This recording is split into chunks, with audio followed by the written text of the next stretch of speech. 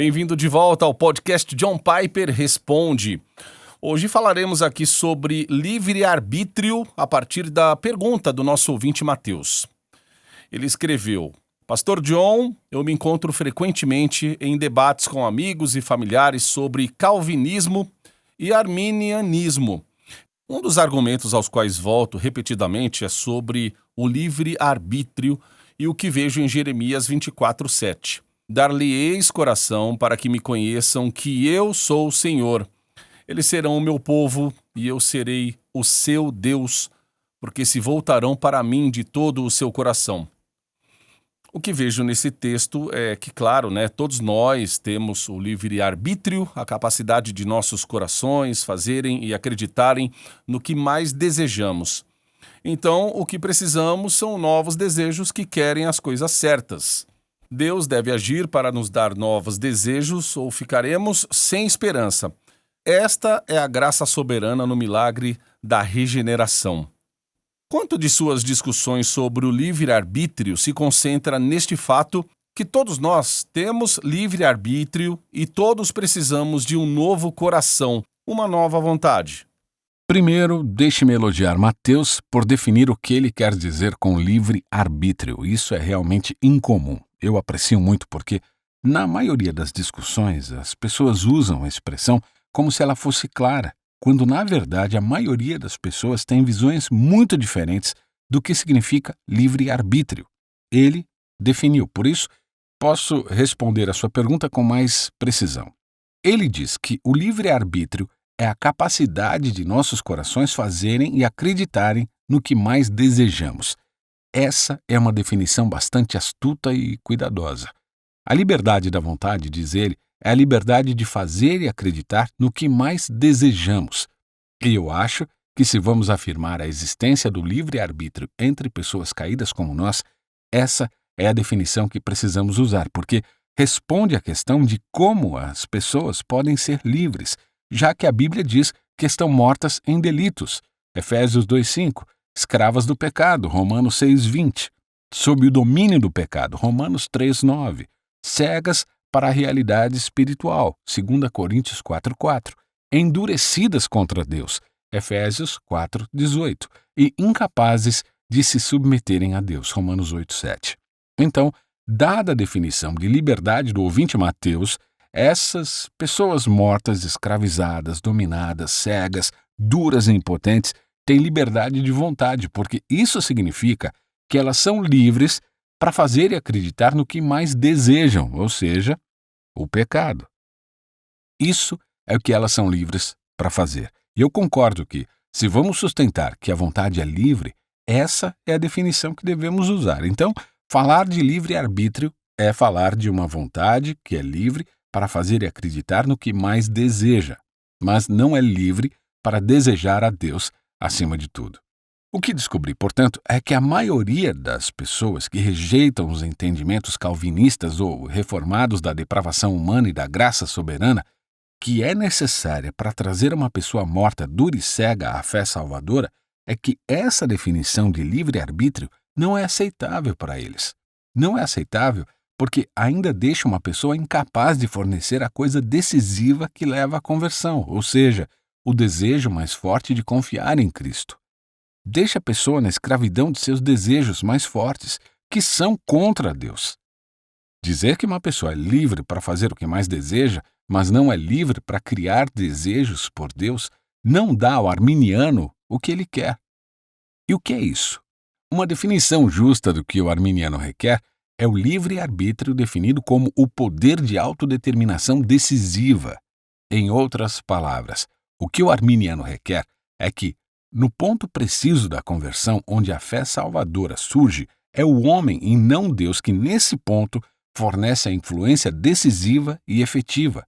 Isso é o que o arminiano deve ter para fazer seus pontos de vista funcionarem.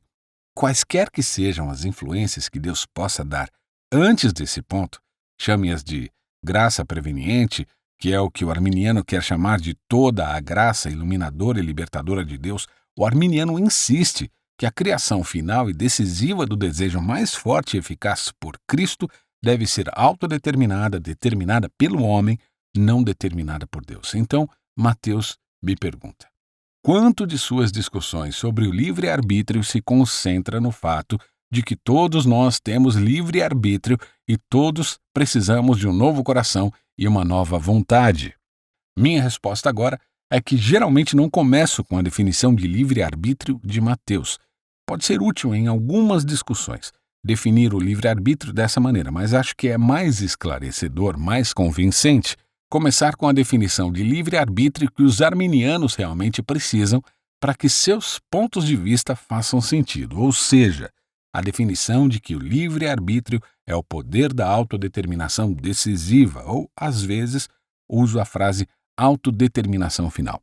Com essa definição, então, parece que os arminianos acreditam em tal livre-arbítrio e os calvinistas não acreditam nesse livre-arbítrio como eles. Eu certamente não acredito que exista algo como o livre-arbítrio humano definido como autodeterminação decisiva.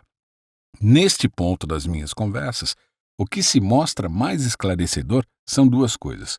O primeiro é a abundância de textos bíblicos que descrevem a escravidão da vontade e a necessidade da graça soberana para tirar uma pessoa da morte espiritual para a vida e a fé. Por exemplo, em Efésios 2, 5 e 6, Paulo não diz que, quando estávamos espiritualmente mortos, Deus nos deu uma espécie de regeneração pela metade, onde agora, naquele novo estado de vida pela metade, fornecemos a nós mesmos o ato de fé decisivo e autodeterminado, o ato de produzir o desejo mais forte por Jesus que nos empurra para além da linha para crer. O que Paulo diz é que enquanto estávamos mortos, Deus não apenas nos deu vida, mas também nos ressuscitou com Cristo e nos assentou com Ele nos lugares celestiais em Cristo Jesus. Em outras palavras, a ação de Deus é decisiva, desde a morte, passando pela ressurreição espiritual, até nossa posição firme e salva na presença de Deus em Cristo. Existem muitos textos que ensinam a mesma coisa sobre a graça soberana. Essa é a primeira coisa. A outra coisa que considero esclarecedora e útil em conversas com as pessoas é apontar que o livre-arbítrio, entendido como o poder da autodeterminação final ou decisiva, não é ensinado em nenhum lugar da Bíblia. Nem um único versículo, nem um único texto ensina que existe algo como o poder da autodeterminação humana final. Então, de onde vem essa ideia de que devemos ter a autodeterminação final? Vem de uma pressuposição filosófica que as pessoas trazem para a Bíblia. A pressuposição filosófica é que, se não tivermos autodeterminação final, não podemos ser responsabilizados por nossas próprias crenças e ações diante de Deus. Bem, a Bíblia simplesmente não afirma essa pressuposição.